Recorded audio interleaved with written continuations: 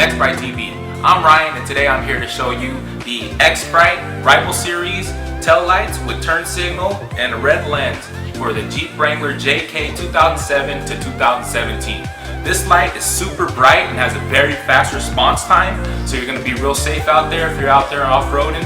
Of course, brightness, things like that is really a key part to making sure you're safe out there. So very low power consumption, like all of our lights. LED, it's not really going to mess with your power circuits or anything like that. Not going to trip your check engine lights or anything like that, so you don't really have anything to worry about on that side.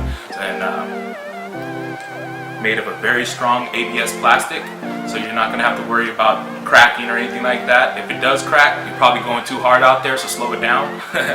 But yeah, let me get into the functionalities of this light. So just kind of showing you the lights right now as I was talking, but right here is your brake and your running light. Very bright. And then we got our turn signal. And then we have our reverse light. So if you're going to back up on somebody, they're going to know you're coming because this thing is bright. And that's pretty much it. So thank you for tuning in to Xprite TV. I'm Ryan, signing off.